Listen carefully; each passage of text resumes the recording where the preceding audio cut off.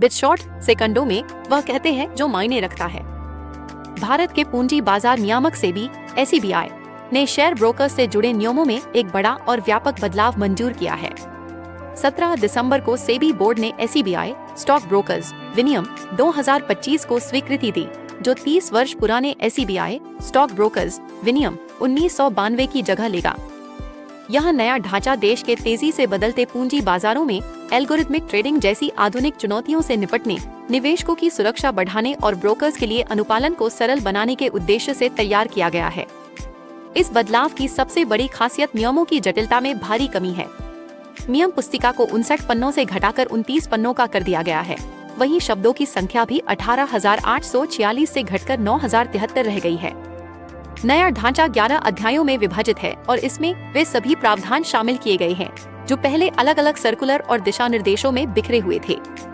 इससे नियमों को समझना और लागू करना दोनों ही आसान हो जाएगा। इसके अलावा नए विनियमों में कई पुराने और अप्रासंगिक प्रावधानों को हटा दिया गया है जो वर्तमान बाजार संरचना और तकनीकी प्रगति के अनुरूप नहीं थे। खास तौर पर ऐसे समय में जब एल्गोरिथमिक और हाई फ्रीक्वेंसी ट्रेडिंग का बाजार में बड़ा योगदान है, यह बदलाव बेहद अहम माना जा रहा है। बोर्ड बैठक के बाद प्रेस कॉन्फ्रेंस में सेबी चेयरमैन तुहिन कांता पांडे ने कहा कि इस सुधार का मुख्य उद्देश्य दोहराव और अनावश्यक नियमों को हटाना था। सेबी के अनुसार यह नया नियामकीय ढांचा ब्रोकर्स पर अनुपालन का बोझ कम करेगा और साथ ही निवेशक संरक्षण तथा जोखिम प्रबंधन को और मजबूत बनाएगा।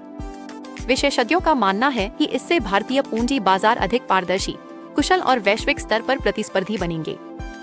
सेबी के अनुसार यह नया नियामकीय ढांचा ब्रोकर्स पर अनुपालन का बोझ कम करेगा और साथ ही निवेशक संरक्षण तथा जोखिम प्रबंधन को और मजबूत बनाएगा। विशेषज्ञों का मानना है कि इससे भारतीय पूंजी बाजार अधिक पारदर्शी, कुशल और वैश्विक स्तर पर प्रतिस्पर्धी बनेंगे।